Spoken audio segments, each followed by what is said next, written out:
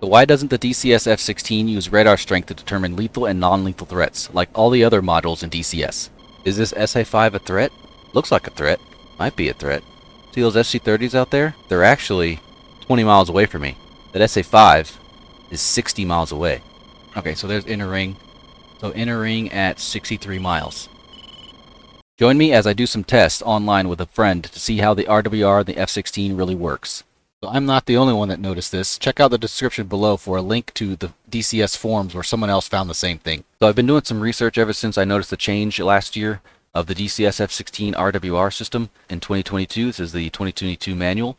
Distance from the center display at which threat symbols are drawn correspond to the relative strength of the radar system. We all know the signal strength is not actual distance, but it's based on the threat that the radar has to you at that point in time, based on the strength of the radar system and the type of threat that's emitting. This functionality has completely been changed as of May of 2023. This is the current manual. They actually changed the functionality before they changed the manual and never told anyone that the functionality changed. Currently, how the RWR in the F-16 works is there's 3 rings, ring number 1, number 2, and number 3. Ring number 1 is search radars. If the radar is not locked onto you and in search mode, it'll come up in the outer ring.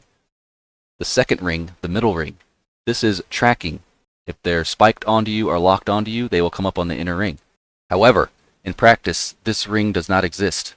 I have not noticed this ring. When something is locked onto you and fires at you, the symbology does not move from the second ring to the third ring. The third ring, the innermost ring, is the missile guidance. So if they fire at you, they will come up on the inner ring. So for example, let's say this MiG-29 is right on your 6 at 0.2 miles. This SA-10 is 50 miles away. This SA-10 locks onto you at 50 miles, and this MiG-29 is in search mode. This 29 will stay in the outer ring because it's not tracked onto you. This SA-10 will immediately go to the inner ring because it's tracking you. This gives very bad SA when it comes to understanding where everything is. This MiG-29 is right on your 6. This SA-10 is 50 miles away. You need to know about this 29 more than the SA-10 because the 29 is more of a threat than the SA-10 at that very moment.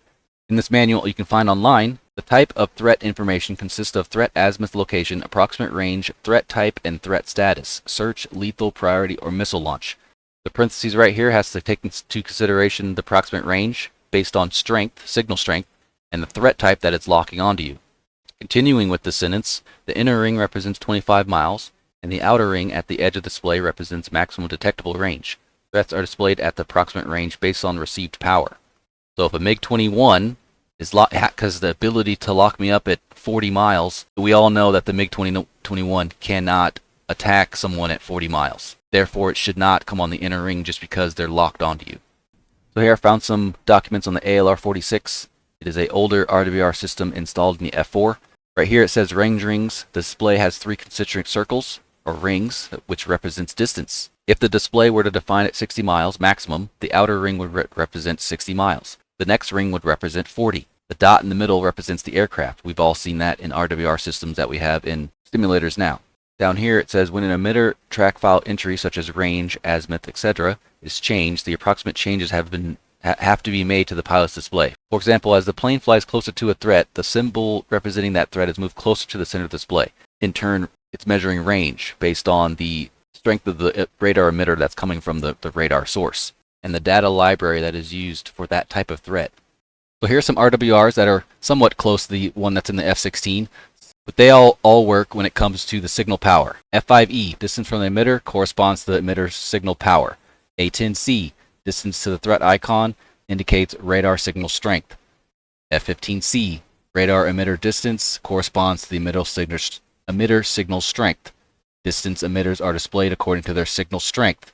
Also it says here, it can be divided into 3 zones. The inner ring is 20 miles, middle ring is 20 to 40 miles, outer ring is 40 to 60, and outside the compass road is above 60. This is all based on signal strength and the type of radar emitting. So I'm in DCS with one of my buddies, Vaith. Right now, this is him in the TACAN, so he's 0.8 away from me. As you can see on the data link, he's right behind me at 0.5 miles in closing.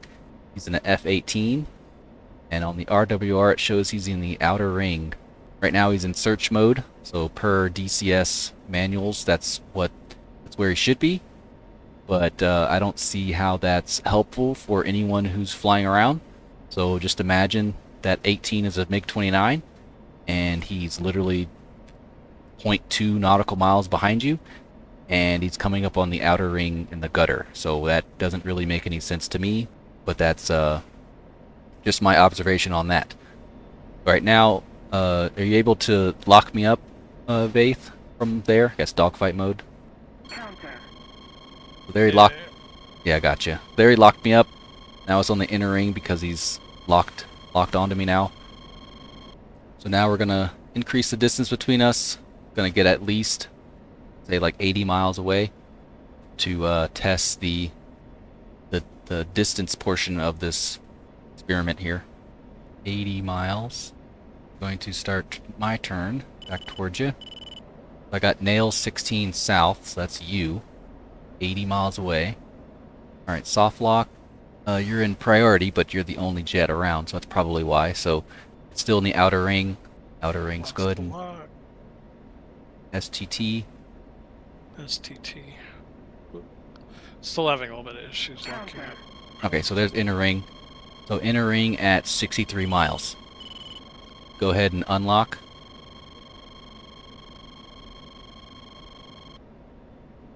We're gonna do the same thing. We're gonna merge, and you'll be in search mode, and we'll see what the RWR does. 20 miles, still on the outer ring.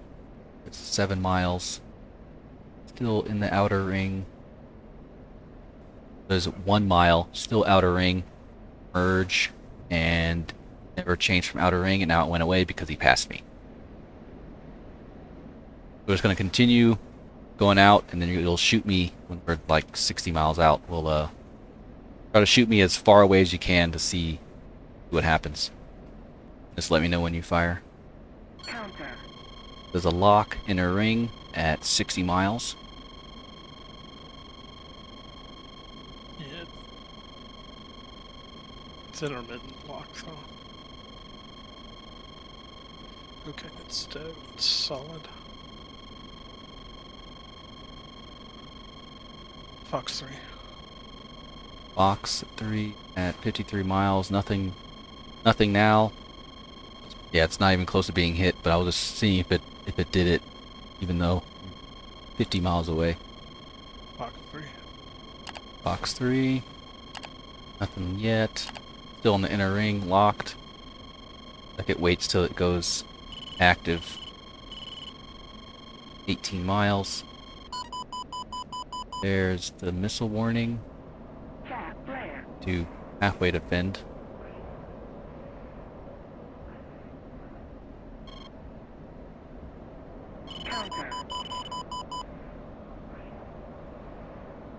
Yep, all that's on the inner ring. Like, yeah, you moved from, like you moved from that line to the outer ring.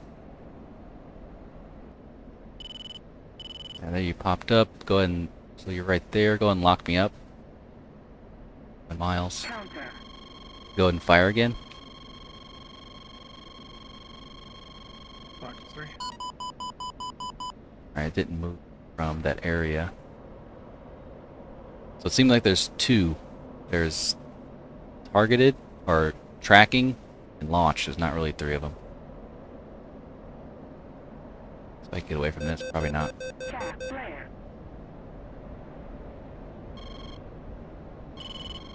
Splash. Oh, nice. I have invulnerability. Sweet. Works out. Oh. That works out.